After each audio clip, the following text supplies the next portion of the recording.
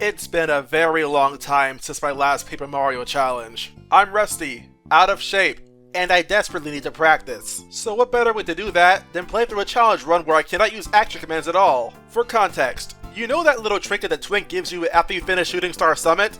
Wait, you don't? Okay. Well, the prologue is no different from normal then. Once Bowser defeats us, we're sent hurtling towards the Earth after we get knocked out of Peach's castle. We're made of paper, so naturally, we burn up as we re-enter the atmosphere, and then that's just game over. Okay, but seriously, the prologue is literally no different from any other challenge run I would do in this game.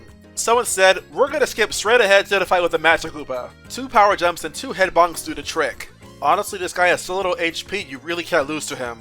Now, while we're en route to Koopa Village, understand that I don't like to rank up my HP very much. Instead, I put a very heavy focus on badge points and FP if I don't have any more space for badge points to be ranked up. For now though, enemies are going to be really problematic to fight against because I can't really heal very often, I don't have a lot of money on me of course, and so until we get Cooper, it's honestly better to avoid fights if we can. Though in this challenge, Cooper is actually pretty bad. No matter what rank that Cooper is on, his power shell will only ever do 1 damage per enemy that it hits. Shell Toss is still powerful for the course, but you'd only ever want to use it over Goombario's Head Bonk if an enemy is hazardous to touch. Otherwise, Goombario straight up has Cooper beat. Head Bonk not only has superior range, but it's also better against enemies with shells like Koopas and Buzzy Beetles. But even then, Goombario's other moves are also pretty much completely useless. Charge is not nearly as effective when he can only do 1 hit per attack. And Multi-Bonk, much like Mario's Power Bounce, is also completely useless because of no action commands. At that point, you're spending 3 FP to do absolutely nothing extra.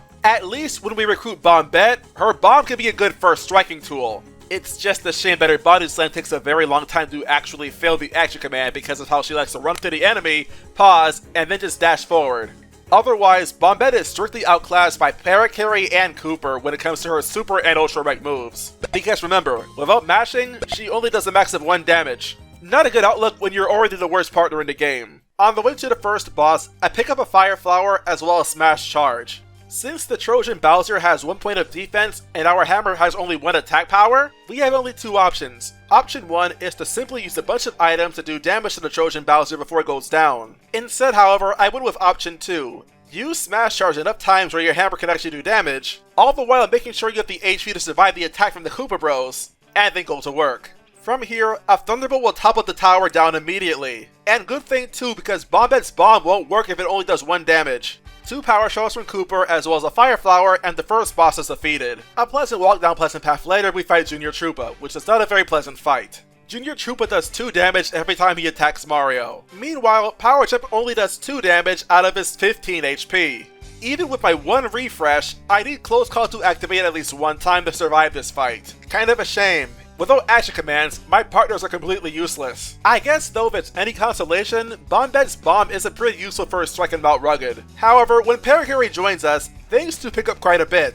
Compared to other partners, his basic attack is still average at best, but he has an interesting advantage in its Shell Shot. Unlike every other move in this game that uses action commands, Parakarry's Shell Shot can be successful even if you don't do a single thing with your control stick. I guess that's what you call a shell shot in the dark. Truth be told, it's risky, but it's at least something. And it's difficult to resist that much damage compared to doing only 1 per turn. Airlift though, yeah, that move is useless. And Air Raid has a similar problem to Bombette's Mega Bomb. Let's not repeat ourselves, shall we not? Before we continue into Dry Desert, I must mention Buzzer. Without action commands, not only does she do a lot of damage, but for most of the fight, you don't have a partner to fight with. Not only can you not reduce the damage of the wind attack that she can use against you, but you can't reduce how many turns your partner gets stunned. Without extremely heavy reliance on Close Call, we're not gonna win this. We'll come back to it later when we have Lady Bow on our side. Between now and the second boss, we got 2 super blocks, which we used to rank up both Goombario and Cooper. The former being my preference for the fight with Tut and Koopa. So, weird thing. I was actually scared of this boss fight for once. Between the Chomp and the Buzzy Beetle shells, you take a lot of damage very quickly in this fight compared to Chapter 1's boss. But once again, Smash Charge is instrumental to survival here. Being able to simultaneously attack both Chomp and Koopa in this fight is extremely advantageous. I was worried I'd actually lose this fight, but my very last attack on Koopa managed to knock him out. And with only 1 HP remaining. With 2 Star Spirits under my belt, I try to fight Buzzer again, but it doesn't really work out very well, and Maymar just would not cut it. So fun fact, because you likely know by now that this is actually a badly translated mod of Paper Mario 64. The reason I'm playing on this mod is simply because the original Virtual Console release has an anti-epilepsy filter. That, and I did help create this project, you can see my name right here. Back to blooper, or in this case episode, it was just power jump and then head bonk and just a bunch of those back to back to back. Kind of fitting his thing got translated to episode because this fight felt extra episodic. Just the first in a series of bloopers and nothing more. Now considering the fact that we cannot block attacks, enemies that can steal your HP and add it to their own can be very scary. So I went to Merlo to get a badge called Zap Tap for 10 star pieces. Against Fuzzies, especially Jungle Fuzzies, this will be an absolute godsend. Even without Fuzzies, the added extra damage from Zap Tap is a nice perk to carry us through Forever Forest. Once I arrive in Boo's mansion, I get my super boots, and then we challenge Junior Troopa. You're probably thinking I should really rank up my HP because I only have 15 and I take 5 damage every time I get hit. And while you're not wrong, it was not necessary all the same. My game plan here was to take advantage of Power Rush as much as possible. I'd fall to 5 HP, I'd use my Power Jump, out of sight, heal again with Refresh, and this would keep going until I ran out of star energy, but when I did, I still had a life shroom, so I was still relatively safe as long as I had it on me. I actually thought that Junior Troopa had less HP than he actually did have. All the same, I was ready to lose my life shroom, but 2 times my close call badge activated. And at that point, I opted to stop testing fate and I started using some items. With some extra HP and star energy back online, Junior Troopa was not much longer for this world. First try victory, and I still have my life shroom.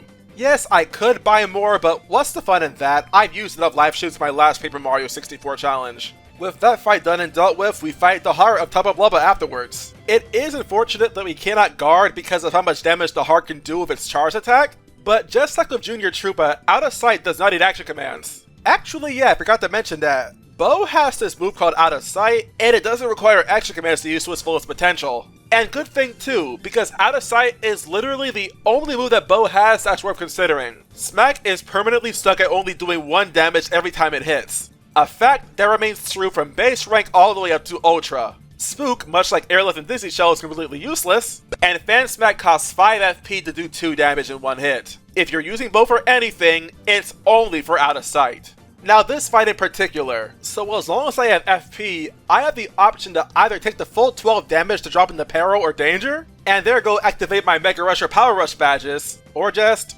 not.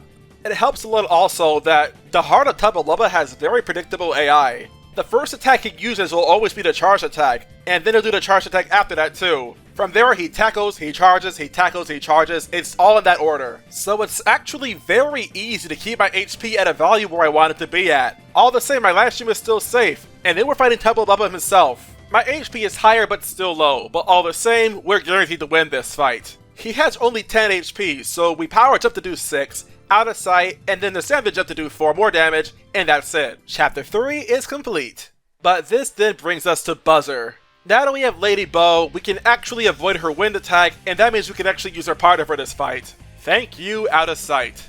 Victory all the same will not come easy to us though. We still cannot do any mashing, which means that the attack where she can lift us into the air and then drop us does a lot of damage. At least unless we get really lucky, which we're not gonna often get. Also, Buzzer does have predictable AI, but I don't really know it very well. And all she needs is just 1 turn where Mario isn't defended and Bo will go down for the count for a bit. Though in hindsight, Bo is only doing 1 damage, and Mario's doing most of it with his power jump, so maybe it's not that important after all. One thing's for sure though, the added attack power from my power jump as well as my super boots went a very long way making this fight possible. With that finally behind me, we can go to chapter 4. And truth, with no action commands, this is probably the hardest chapter so far. Both Big Lantern Ghost and General Guy are actually pretty difficult. Starting with Big Lantern Ghost, he has a very problematic gimmick. You see, the arena is dark, and as a result, Mario cannot see the Big Lantern Ghost. To make the Big Lantern Ghost visible, you have to attack the lantern, but not just hit the lantern.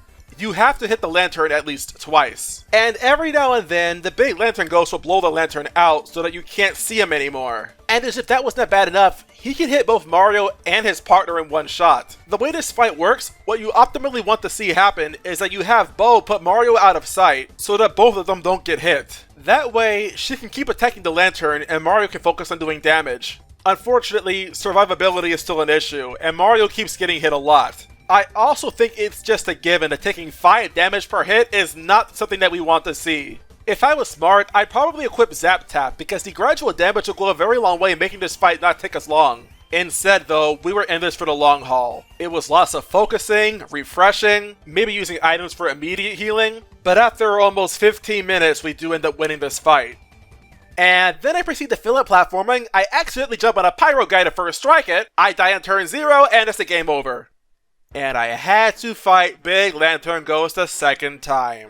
Am I mad? No. Months ago when I did this challenge, I was mad. Now I'm just disappointed. But the past is in the past, so I decided to try to optimize this fight a little bit more. I equipped Zap Tap and Defend Plus, and then I just went to town on him. And honestly, I think that's all that's necessary to say right now. I mean, what? Do you want me to go through this entire fight all over again and explain it turn by freaking turn? As if you, the viewer, did not already see this before? Come now, this is Paper Mario, not Groundhog Day. Just know that I never really had to swap my partners, so quick change was useless here. Almost 10 minutes later, we're finally finished with that fight, and I used a Shroom Fry because I really don't want to redo that fight again. Anyways, General Guy, let's talk about him. For this boss, defense is highly valued. Equipping Defend Plus, and the Shy Squad does absolutely no damage, and I have the time to just spam charge as much as I have to. What's left of the Shy Squad will skitter away as soon as Moth attacks them twice. When the Stilt Guys make their appearance, I just use Starstorm. Shy Stack, this is where I use Quake Hammer. After charging 5 times, my Quake Hammer does 11 damage each. 11 over 10 is 1.1, but all that matters here is that they both get knocked out in one shot. And finally, General Guy. Now, this was the square off I was most afraid of. General Guy may not be necessarily as strong as, say, Tuba Blubba or the heart of Tuba Blubba, but he's always on the offensive, so I struggle to heal off the damage I'm taking all the time while he's constantly chipping me down. If there was anything really good about this fight, it's just the fact that the light bulb doesn't hurt Watt. Also, this is Paper Mario 64, where Defend Plus cannot be pierced. All the same though, I was dropped to dim 3 HP with no store energy to use Refresh. Next turn, if General Guy doesn't go down, Mario's dead. Ultimately, I decide to have Watt do one more attack just in case I knock him out this turn, but I didn't. And so I just swallow my pride and I use a shooting star to win this fight instead. I'll put on the screen how much HP he had left because I didn't have Tattle active for this fight, but there you go. It just was not worth it to go through the fight all the way from the beginning again, especially after the blunder with Big Lantern Ghost. With most of the Star Spirits rescued, I dare say we're ready to play Dr. Mario and fight Fuzzipede. And to be frank, it was annoying. Not being able to guard, my axes were constantly being disabled. Aside from star power, of course, because you can't disable that. Because unless you're Pooh from Earthbound, you can't have your mind be stolen. Nah, your arms, your legs, your mouth, your eyes, those could all be stolen, but your freaking mind? Nah man, I'm a free thinker. Still, for most of the turns in this fight, we were forced to only attack with Watt. And Watt is really only at her best when fighting enemies with defense. Much like Bo, she can only ever do 1 damage per turn, and Electro Dash is the only attack she has. Both of the moves that she has to induce paralysis don't even work. And Turbo Charge would only last for 1 turn at most, which is obviously not useful at all. So yeah, she's not far behind Bombetta as far as being terrible in this challenge. It's a shame then that she's the only partner we can fight with against Fuzzipede.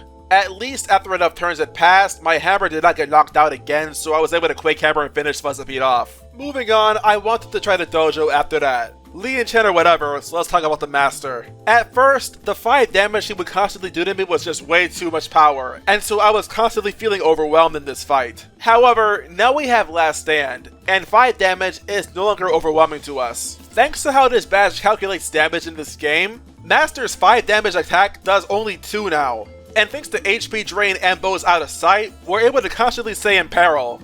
In short, our attack goes way up, and Master just cannot KO us. And it's through this we get our 3rd class ticket. Any fights after this though, I am not really ready for quite yet. I can manage 2 damage while in danger, but not quite 3. I also was in absolutely no rush to win this fight right now. But that's where the run ended. At least for 6 months. We reclaimed the Star Rod, returning peace to the world. Until next time, because I'm doing an Action Commands List challenge run anyway. Now that we're in Chapter 5, however, this is where Zap Tap is going to become especially useful. See these jungle fuzzies? If you don't mash the A button, you know, using your action commands, they will never stop attacking you. So if you're not like me and you did not get Zap Tap, be extremely careful. Sushi will help us navigate, but she really is not much help as far as in combat. Her belly flop is average, but her squirt really is nothing special at all. At best, it's a slightly stronger power jump. And then there's Tidal Wave, where without action commands, it does effectively nothing unless you're a fiery enemy. Yeah, Sushi got gypped pretty dang hard in this run, didn't she? There were some scary fights all the same, but thanks to Starstorm and Power Quake, we had plenty of ways to do damage. And at the end of Jade Jungle, we pick up a very useful key item, namely the Ultra Stone. Of course, lots of partner moves are completely useless because of action commands being necessary for them. But extra damage is extra damage all the same, and one partner especially got very lucky in extra damage they received from their base attack.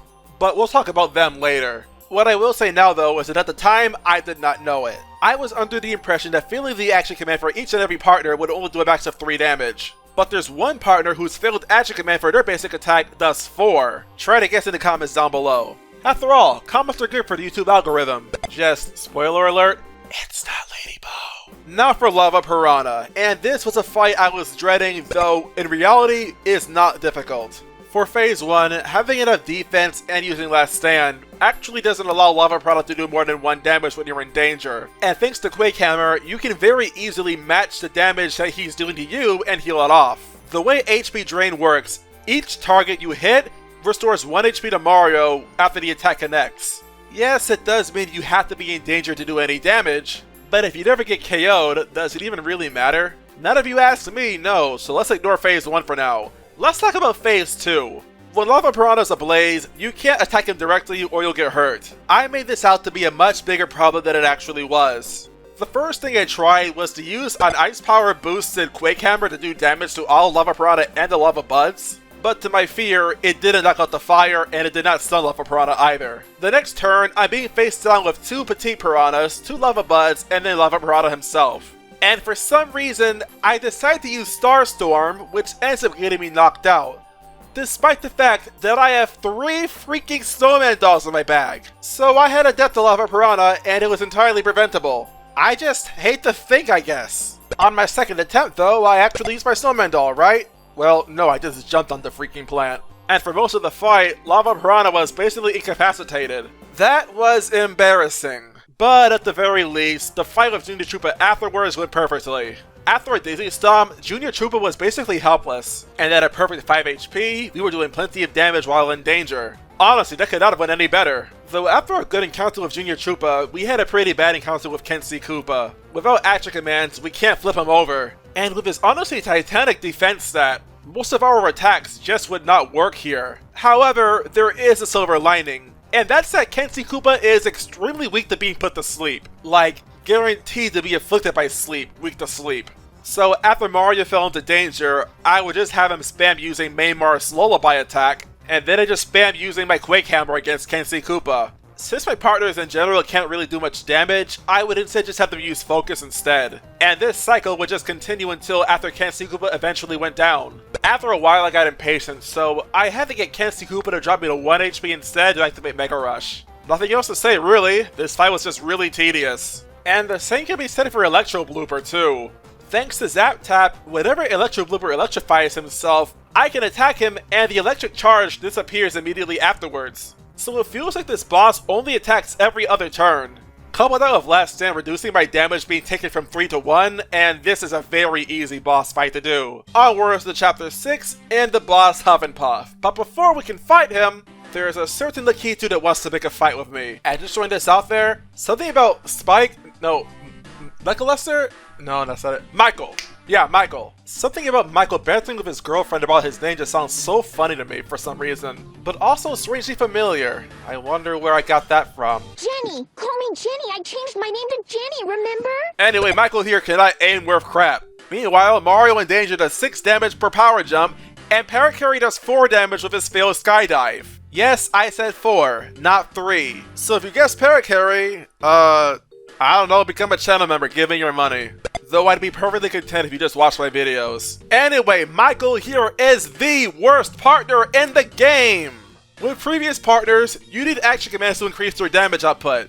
With Michael, you need action commands to actually do damage. Spiny Flip will never make contact without your input. Spiny Surge? Well, see for yourself. Michael looks like an idiot. Meanwhile, what's Cloud 9? Mario sits in a clone for one turn? This is a challenge where Bo's out of sight exists. And Hurricane is again completely useless. Yeah, Michael got it bad. But, oh well. How about the next boss? Huff and Puff, let's do this thing. So, first things first, if you had all leveled up HP throughout this entire challenge, well, you better get used to using Chill Out then.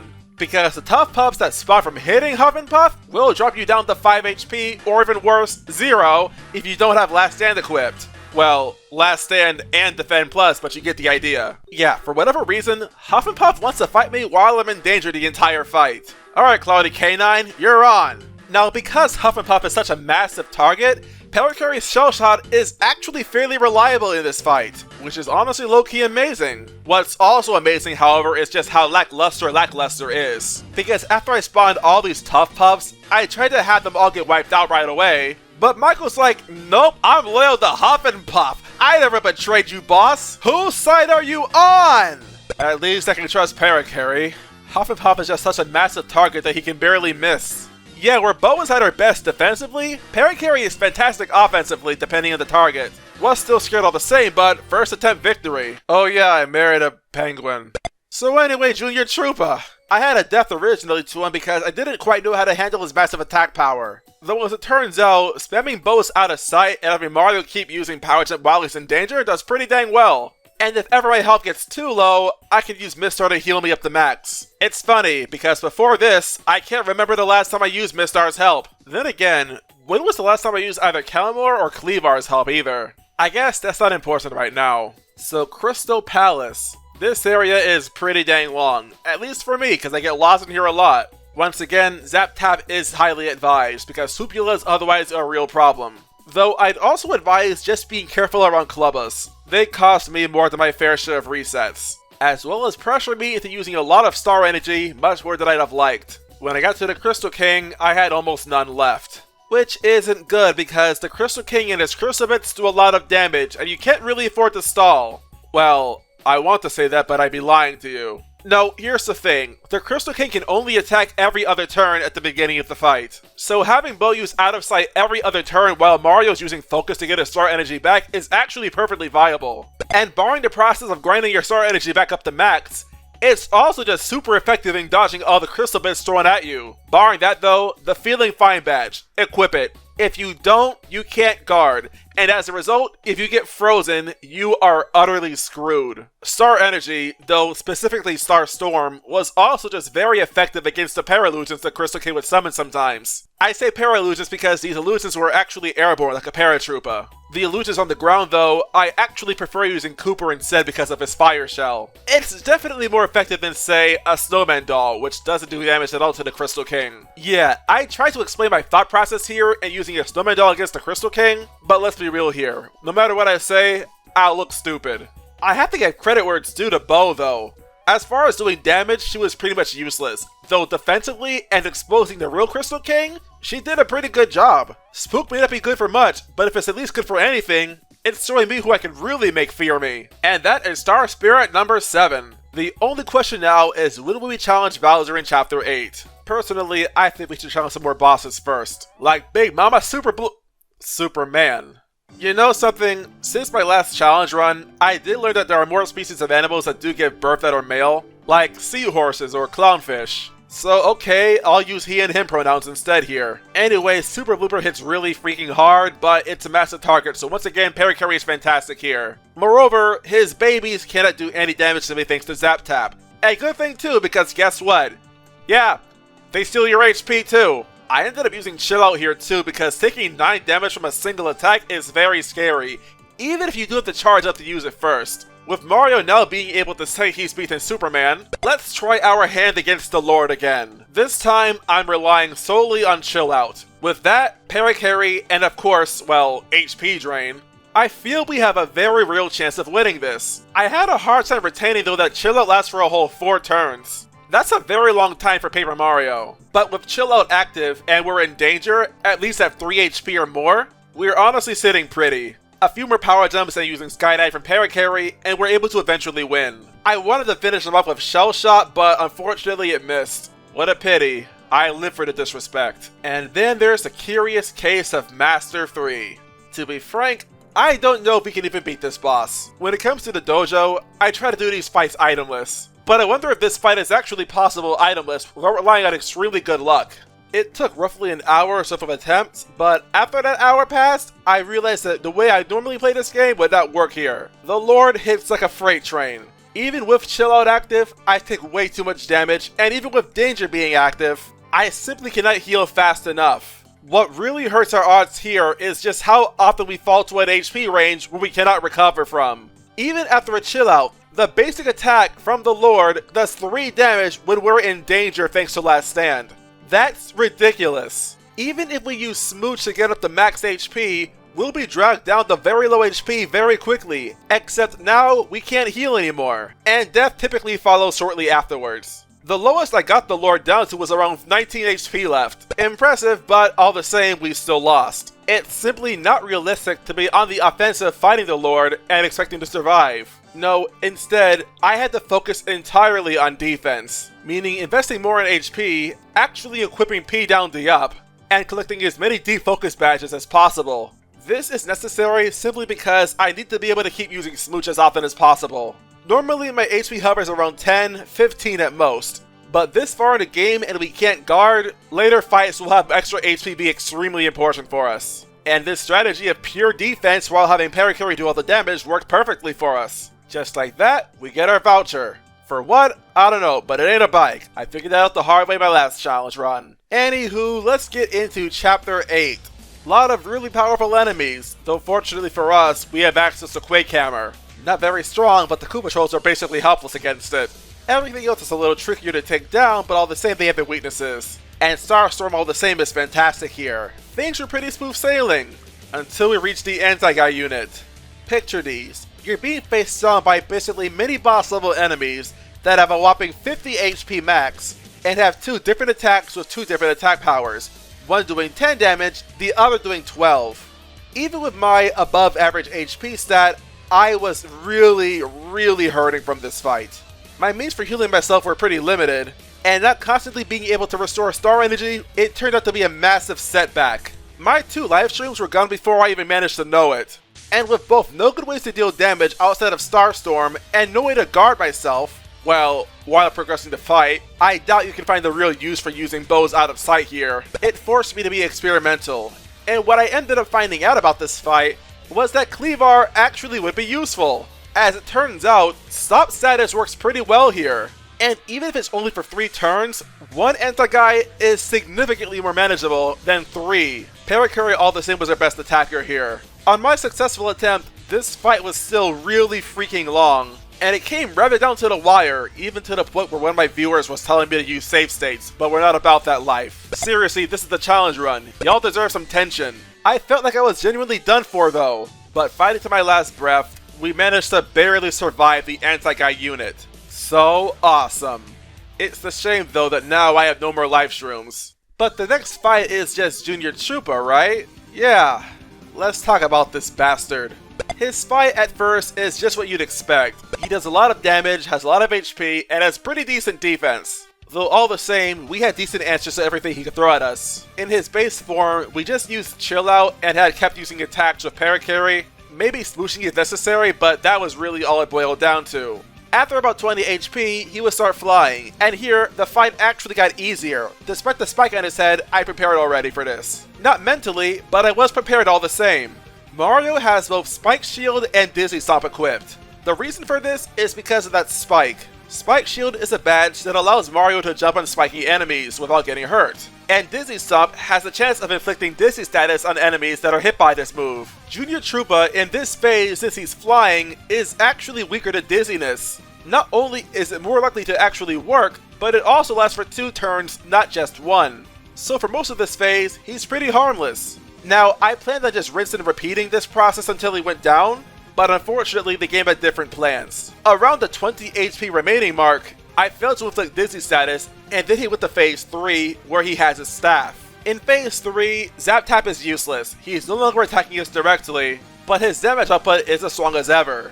But the worst thing about phase 3 is the fact that whenever he wants to, Junior Troopa can heal himself for 10 HP at a time. What I wanted to do was inch Junior Troopa closer and closer to death, but not have him actually heal himself. Unfortunately, it didn't work out. The one time he healed himself, there was no chance of coming back. I couldn't survive his assault, and by the time I dropped his HP deck down to a low value where I could KO him, he would have healed like 2 or 3 times by then. And since he's no longer airborne, Dizzy status would just no longer be useful here. We were forced to face facts. We lost. And so in the run back, I changed my batches around a bit to work better for this fight. I then went on to don Jump Charge. I figured that after I kept attacking with my Dizzy Stomp, I could finish him off then with a strong enough charge attack. But then it hit me. I can't really charge and use Dizzy Stomp at the same time, because once I keep using Dizzy Stomp, I'm gonna lose my charge.